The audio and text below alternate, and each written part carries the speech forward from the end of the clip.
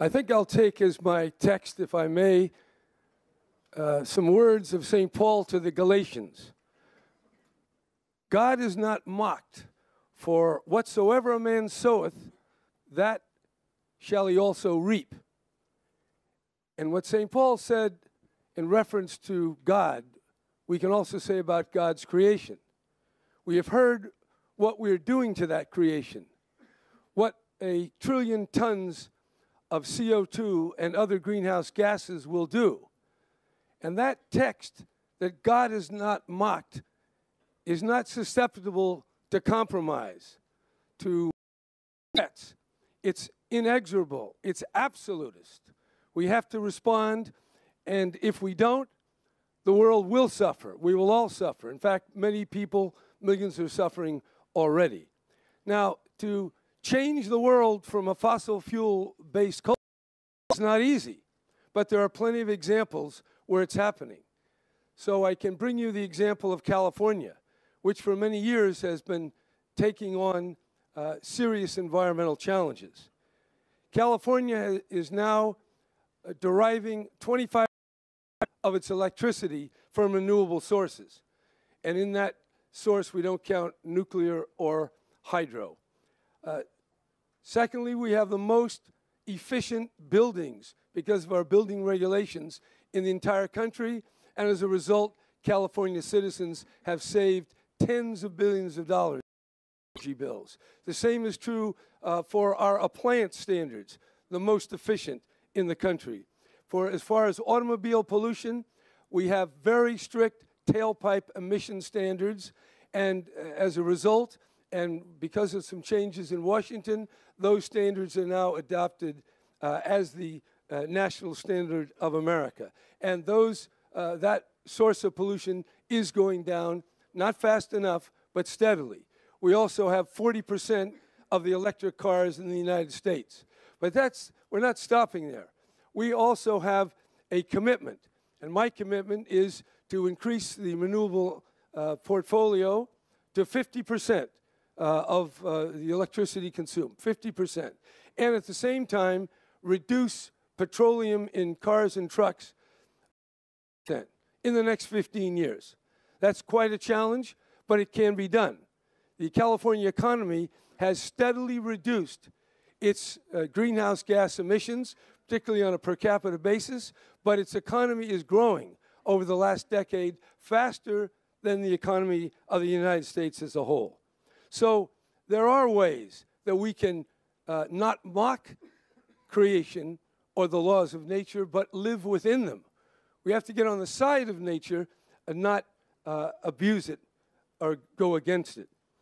The Pope Francis spoke about the abuse of goods, and what our modern world has seen and has enjoyed is the good of petroleum.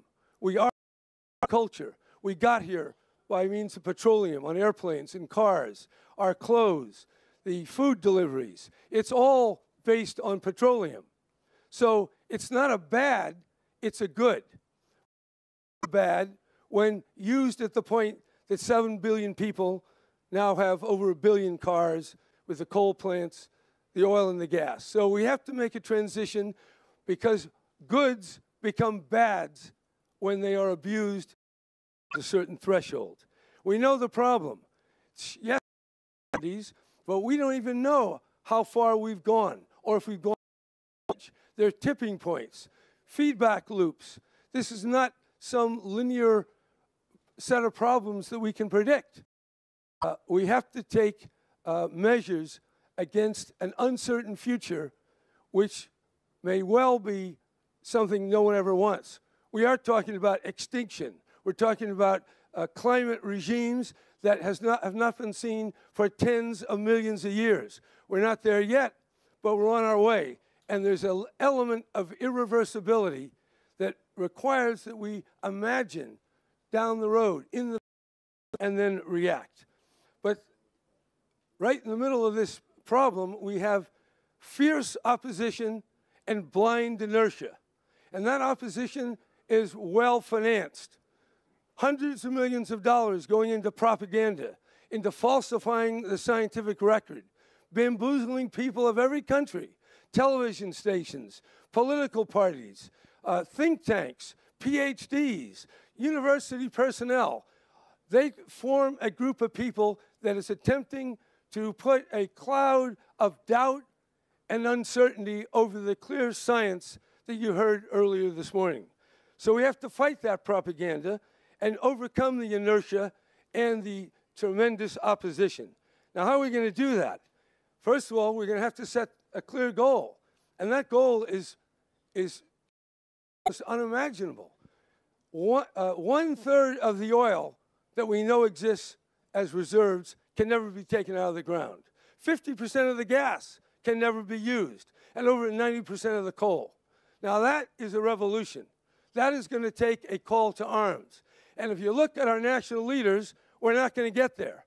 Mayors, you are at the bottom of this power chain, and you've got to light a fire, if I may use that metaphor, in terms of climate change. It's probably the wrong one. But we have to join together. It's not going to happen. We're not on the road to avoiding the catastrophes that climate change entails. So we have to make a change. This is a real conversion. Using the word transformation, that's a big word. I don't like to use it. It's very hard to transform. I once entered the Jesuit seminary, and our goal was to become perfect, a life of perfection. I can tell you it's very hard. You don't get perfect, and at the end of the day, you don't feel very transformed. But in this, we may not transform our being, but we're going to have to transform our use of the goods of the world, namely petroleum. And we can do it. And I ask you to join with California and 19 other states and provinces to make a commitment to live within the no more than 2 degrees, to get us down to 2 tons per person. We can do that. By the way, the United States is over 20 tons per person. California, we're at 12, so we're a little better. But that's because we have a lot of sun and we have a very benign climate. But we are suffering in the Southwest from drought and the ravages of climate change already. But that, keep it under 2 is the goal. In Vietnam, they only use 1.5 tons per person. India is maybe 2. So the developed world has put in most of the carbon, and we're going to have to take most of it out. It's a big challenge. Not politics as usual. It's not going to happen unless major changes happen. And for the Holy Father to issue that encyclical, that's a change. The role of nature, the interconnectedness of all beings, these are ideas that, while implicit, have never been so clear as they have been made in this encyclical. So let's take some inspiration from the Holy Father. Let's take inspiration from ourselves, but don't be in any way confident or complacent. We have a big mountain to climb. We have very powerful opposition that, at least in my country, spends billions on trying to keep from office people such as yourselves and elect troglodytes and other deniers of the. So anyway, that's all I've got to say. When I look at it, I could quote an Italian, by the way, who said, I shouldn't quote him because he's the founder of the Italian Communist Party, but he said, pessimism of the intellect, optimism of the will. And if we really sense our collective power, we can exercise the political will to reverse the trends we're on and to turn a new chapter in human history and live in compatible ways with other beings, with ourselves, and protect the most vulnerable and do the right thing. So do this.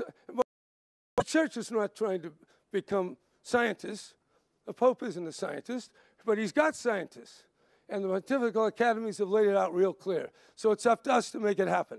The mayors, I'm not counting, and the governors, but I'm not counting on the presidents. I'm not counting on the Republican Congress in Washington. So it's up to you guys and you ladies. Thank you very much.